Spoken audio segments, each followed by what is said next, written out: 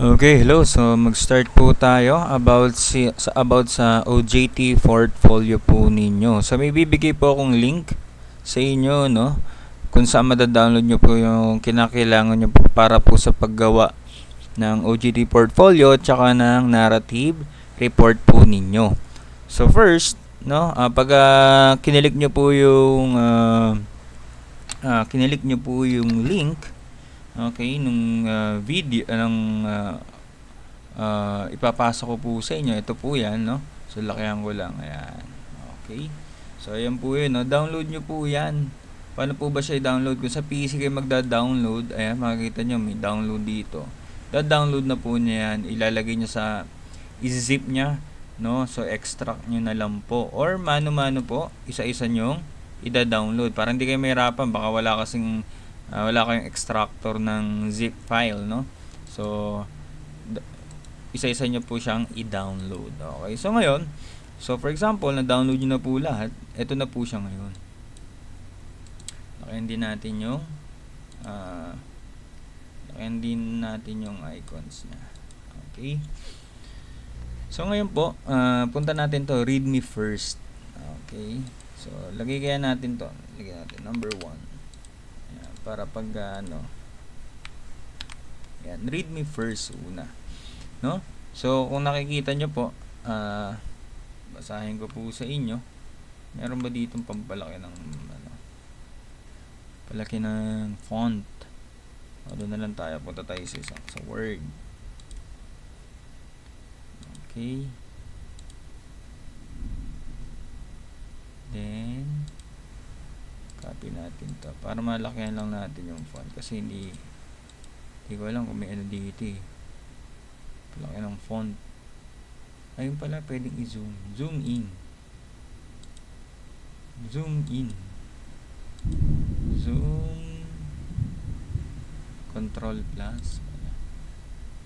Ayan. Siguro nakikita na po ng malinaw. Control plus daw. Wala akong plus sign. Ayan. Okay. So, check po natin, no? So, sabi dito, guys, ito na po yung templates for narrative report nyo. Yung kanina, no? Na-download po natin. So, other reminders, puro sa short band paper po, ipiprint. Okay, naka-double spacing po. Talaga yan. I-edit nyo na lang po. Wala na po kayong babaguhin dyan sa formatting, no? So, kaya kinakailangan, again po, guys, sa computer kayo gagawa.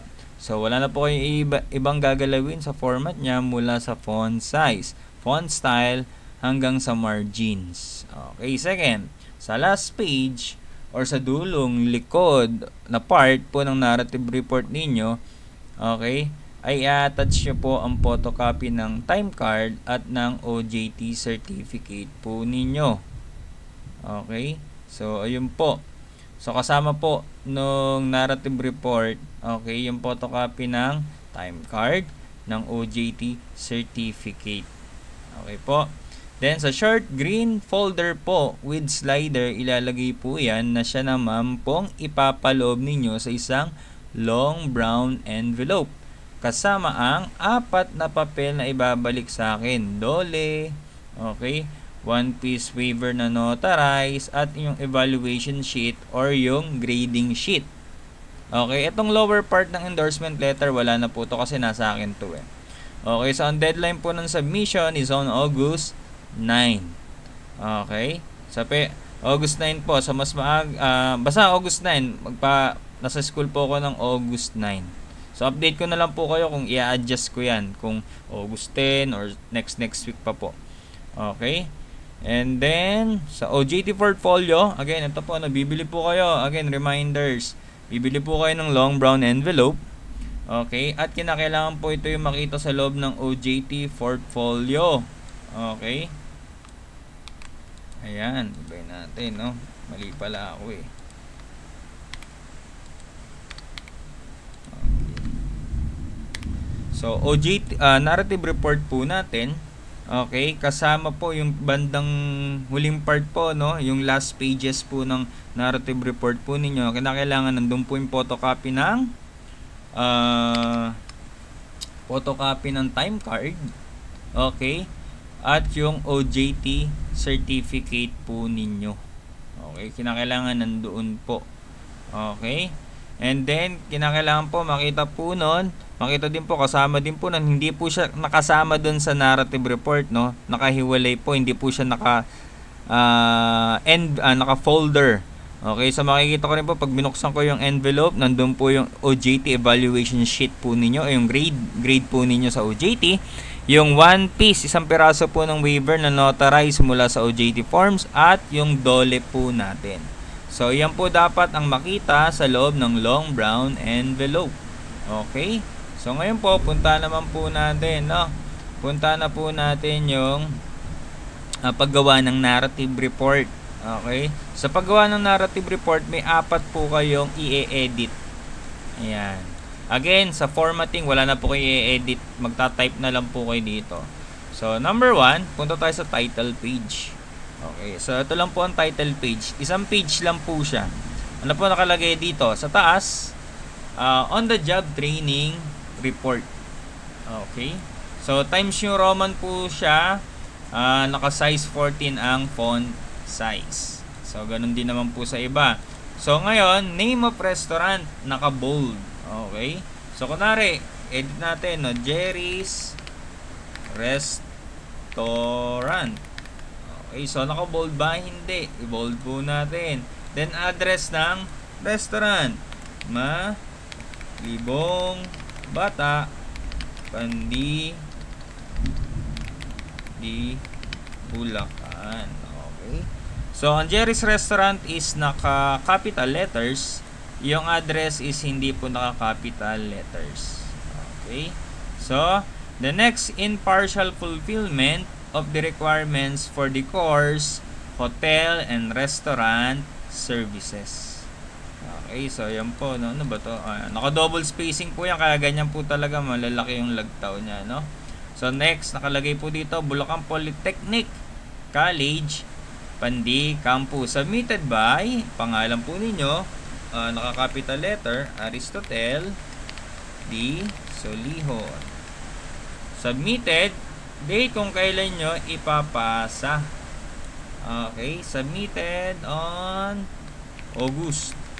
Okay, kung sa tingin nyo August 9 nyo to maipapasa, so August 9 nyo ilalagay. Okay, kung kayo naman makapagpapasa po kayo August 30 pa, hindi 30 ang ilalagay ninyo. Basta kung kailan nyo po ipapasa, yun po ilalagay nyo dito. So next, duration po ng naging OJT ninyo, buburahin nyo po ito at i-edit nyo lang po ito. For example, June 17 to July 28. Ayan, 28, 24. Okay, so ganun lang po. No? Napakadali lang po ng title page po natin. So kailangan ganyan po yung maging itsura ng title page po natin. Okay? Next. Okay. Sige nga natin. Next, table of contents. Okay, table of contents. So, pag sinabi natin table of contents, ito yung makikita doon sa, diba, para sa aklat, no? Ano ba yung some page, makikita yung ganitong topic, etc. Okay? So, sa table of contents, ito lang po yun. Gayang-gaya nyo lang po ito, papalitan nyo lang po ng number dito. Kunwari, for example, okay, sa rooms and facilities, marami po ito. So, kunwari, pages 3 hanggang 4 po siya. Okay? So, papalitan nyo lang po yan, numbering. Kinakailangan, maayos po ang numbering ninyo, ha? Okay? So, yan lang naman po yan. Introduction, A, B, C, D, E, F. Okay? And then, mamaya, i-discuss ko po sa inyo isa-isa po yan. So, sa introduction, punta natin yung introduction po natin. Ano ba yung introduction? Okay? So, pupunta na tayo sa body. Okay, hindi download yung body. Nandito na po lahat yun, no? Introduction. Okay? Lagay nga natin to dito para makita natin, no? Kung nasa na ba tayo.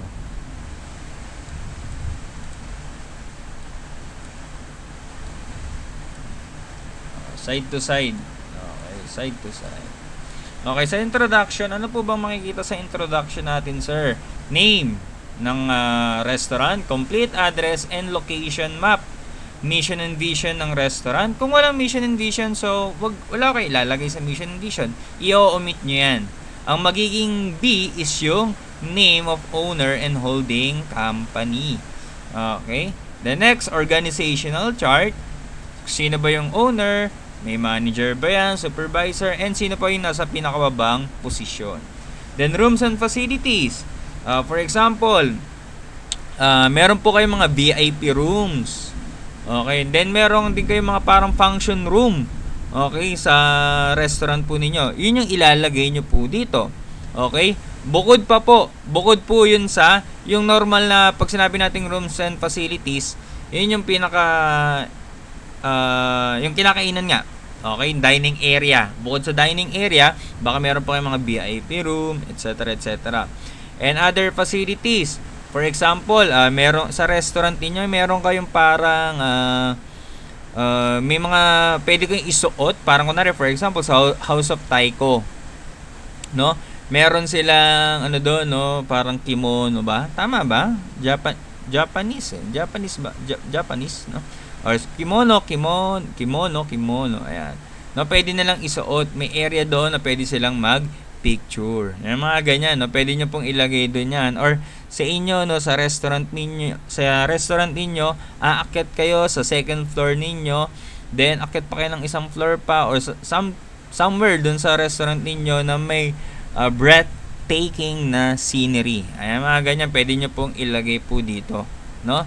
So, ipapakita nyo po dito, ano ba yung meron sa loob ng restaurant po ninyo. Okay? The next, outstanding characteristics of the establishment. Ano ba yung mga kakaiba? Or kakaiba, maganda, no? Panalo. Okay, na katangian ng establishment ninyo. Ayan, okay. For example, sinabi ko nga, yung sa House of Taiko, meron silang kimono. Pwede nilang i-ano yun. Pwede nilang suotin daw. Ayan. Okay. So, tingnan natin, introduction. So, ayan. So, ito kasing narrative report na to for housekeeping to. So, name, complete address, and location map. Again, tandaan ninyo, narrative, nagkukwento po tayo dito. Hindi nyo lalagay Hotel Rembrandt or Jerry's Restaurant, Malbong Bata, Pandi, Bulacan. Okay, hindi po ganon. So, nagkukwento kayo dito. So, Hotel Rembrandt is located at 26 Tomas Morato, Corner Scout, Bayoran Street, Quezon City, Philippines. So, ilalagay nyo rin po, pumunta kayo sa Google Maps, lalagay nyo lang yung picture, okay, or mapa, okay, ng restaurant ninyo. So, para madali ba siyang makita, yan, katulad nito. Okay, ito yung, itong kulay dilaw na to, ito yung MRT. So, ngayon, ganyan-ganyan pala, dito pala siya located, okay. So, next, punta tayo sa mission and vision. So, ito, may mission and vision. Yung hotel namin, or kayo, kung may yung restaurant niyo may mission and vision. So, its vision is to become the preferred host of business and leisure, etc. So, the next, yung mission naman nila is to consistently exceed blah blah blah blah. Okay, third, letter C, name of owner and holding company. So, baka yung iba sa inyo walang holding company. Kunwari, ano lang yon, normal na tao, or parang ako lang, nagplano lang ako na, sige, gagawa ako ng restaurant. Usually, walang holding company yan eh. Madalas, yung mga, yung mga hotels, kahit yung mga malalaking restaurant, may holding company yan. For example, ang Jollibee. Ang Jollibee, tama ba? Chowking, Inasal, Mang Inasal. Isa lang po yan, magkakamag-anak yan. Okay, isa lang yung nag-handle. Okay, nagmamanage sa kanila. So, ito yung tinatawag na holding company. Yung Jollibee Corporation. Jollibee Foods Corporation, yun ata yun, no? So, ayan po. So, kung walang holding company, okay lang. Yung name lang ng owner ang ilagay po ninyo. The next, organizational chart. Ayan. So, dito nyo na ilalagay. Okay, dito nyo ilalagay yung chart. Okay, alam niyo na may paggawa ng chart, no? Square, box lang dyan. Lagay nyo lang sa baba ng owner, Aristotle Solion. Sa baba ulit niya, meron pa tayong manager, etc. So, bala na kayo. Meron dito, no? Alam ko meron dito. chart. Ano ba? Ayan, chart. Basta, pwede rin naman kayo gumawa ng ano. Ayan, paano ito tanggalin? Ayan. Pwede rin naman kayong gumawa. Ayan, ako, nagkaroon na nga ng chart. Para mas ewan ko kung mas madadalian kayo dito, gagawa kayo ng text box. Ano ba lang text box. Nasaan ba yung text box? Ayan, text box. Draw text box. Ayan, next. Okay. Tapos, insert ka ng line. Ayan. So, lalagay mo na dito. Aris. Okay. Owner. Oh, mali. Owner. Ayan, mga ganyan, no? Aris. Okay, so ganun lang po, ano? Madali lang. Tapos, another line po dito, then box. Okay, gets, no? The next. Rooms and facilities. Okay, saan po ang rooms and facilities na tinatawag? Ayan, doon pa rin sa introduction yan. So, Hotel & Brands offer 71 rooms. So, pwede nyo rin, yun nga, sabi ko sa inyo, kung ano pa yung mga bukod sa dining area ninyo, lagay nyo dining area nyo dyan. Ilan yung kaya nyang i-hold or ilang packs yung pwedeng kumain doon. And then, kung may iba pa po kayo, may second floor kayo, may veranda kayong ganito, meron kayong, ano tawag doon? Yung pwede kang kumain sa labas, kalimutan ko yung tawag. Yung pandemic na uso yan kasi hindi siya aircon kasi nga fresh air yung malalanghap mo doon. Hindi ka nakakulong. Okay? So, ayan po. Then, outstanding characteristics. No? So, dito, nilagay ko dito. Ano ba yung outstanding characteristic ng hotel namin? Medyo parang ano siya, parang oldies. Tapos maraming mga painting ng mga sinaunang tao. Ayan, okay. Then next, punta tayo sa description of duties and responsibilities. So dito, medyo mahaba to, no? Mahaba na siya, isang page lang pala. Dalawang page, pwede maging dalawang page to. So dito, the practicumer, pag sinabi natin practicumer, kayo po yun, yung nag-OJT. Okay? So, ano po ba yung usually ginagawa mo? Ayan. Okay. So, nandito yung parang duties and responsibilities ng isang isang OJT. Ano ka ba doon? Taga bukas ka lang ba ng pinto? Okay. O nagsuserve ka rin? Naka-assign ka rin ba sa kitchen? Okay. Pinagkakaha ka ba? Okay. Pinaglilinis ba kayo din ng mga facilities doon, ng CR, etc. Okay, the next, practicum personal analysis. So, areas of concern. So, ito usually na ginagawa ninyo. Ito pa, dito nyo mas i-elaborate yung ginagawa po ninyo. Okay, for example, so, as a practicumer, okay, in our restaurant, blah, blah, blah, una mong ginagawa, nagmi-miss and plus ka muna, for example. Nagmi-miss and plus. Nire-ready ninyo, miss and scene. Nire-ready ninyo yung buong restaurant. Ngayon, pag-opening na, ayan, no? So, sir, ako po, ina-assign po ako sa pinto, no? So, pag may mga dumating na mga guest po, ako po yung mag-e-entertain. Okay, ako po yung magwe-welcome sa kanila. Okay? So, usually, ako na rin po yung magtitake ng order. So, magtitake po ako ng order. Okay? Gusto nyo, elaborate nyo yung ginagawa nyo sa pagtitake ng order. Nagsasuggestive selling ako, etc. Ngayon po, dadaling ko po ngayon yun sa cashier po namin. Then, yung isang copy po, dadaling ko po sa kitchen po namin. And then, after po nun, serve ko na po, blah, blah, blah, blah. Magbabasa out ako, ganyan-ganyan. Then, some other day, sa kitchen naman po ko, or other week, sa kitchen naman po ko na-assign, ganito, ganyan, ganito po ginagawa namin, etc., etc. So, ganun naman po yung gagawin ninyo sa areas of concern. Kung saan ba kayong usually nag-work doon o nagtatrabaho. Ayan. So, doon yung ilagay. Lagay nyo lahat ng gusto nyong ilagay. So, yung areas of concern ko, madami. 7 pages. Kapitan muna ko. The next, punta tayo sa strengths. Ayan, sa strengths. Ito pwede nyo basahin, no, para magkaroon kayo ng idea ano ba yung gagawin ninyo. So, sa strengths, punta tayo sa strengths. Ano ba yung, asan yung strengths ko? Ito pala. So, ano ba yung strengths? Pag sinabi nating strengths, ito yung mga strong characteristics, qualities, okay, ng isang restaurant. Sabihin natin, ang restaurant po namin, siya po ang pinakamurang restaurant, eat all you can restaurant. Hindi nga pala tayo. For example, ganun, eat all you can restaurant na nag-o-offer 99 pesos lang po, may unlilitsyon na. Diba? Yung mga ganyan. Aircon po yung restaurant namin. Diba? Kami po, malaki po yung parking space namin. Ayan, yun yung mga ilalagay ninyo. Okay? Kami, European, sabihin natin, pwede European cuisine ang ino-offer ng ano namin. Hindi lang siya Filipino cuisine or some cuisine na local cuisine, no? So, yan po, pwede nyo ilagay doon yung strengths. Then, weakness, mabaho po yung CR. Diba?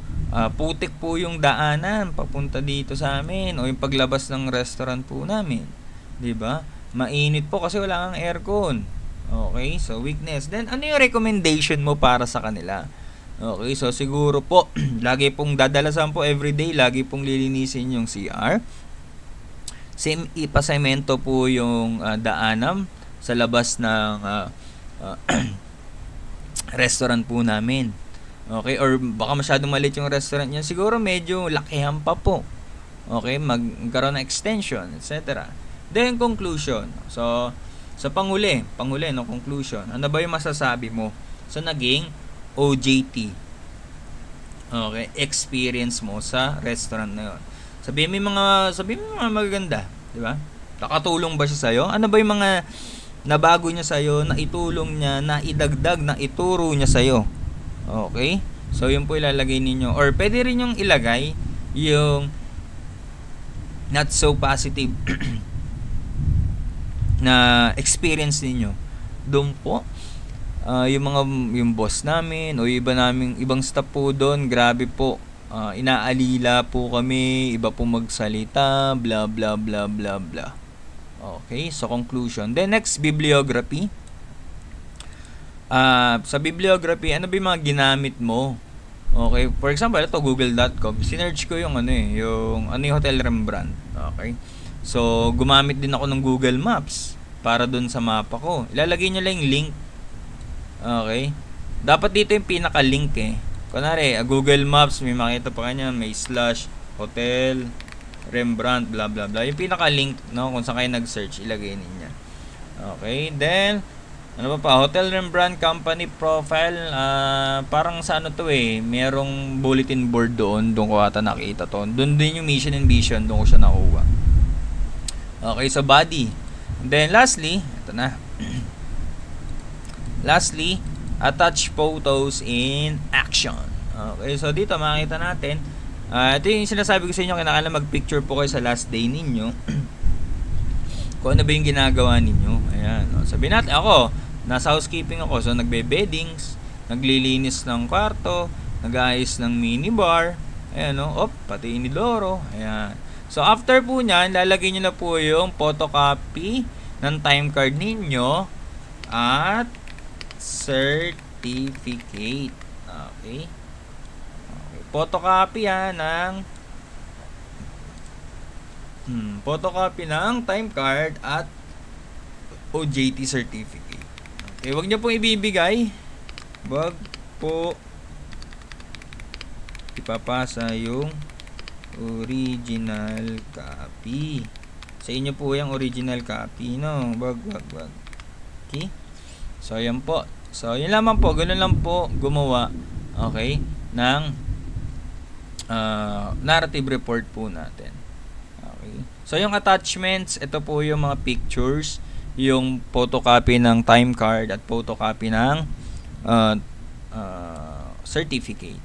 Okay? So, ganun lang po kadali. Okay. So, ayun po. So, kung may question, alam ko wala na kayong question kasi kuwang-kuha na ninyo. Okay, so again, so para po sa OJT portfolio po natin, bibili po kayo ng long brown envelope. Sa loob po nun, doon nyo ilalagay yung narrative report po ninyo. Okay, yung photocopy ng ito, photocopy ng OJT certificate is kasama na ano pala to, sorry. Kasama sa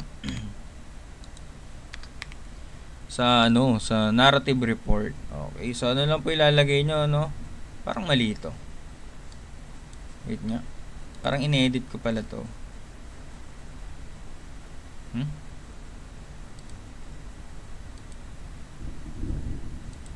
Wait lang ah.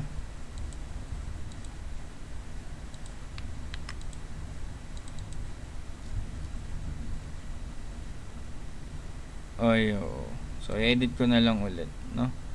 So, kasi kasama na po sa narrative report.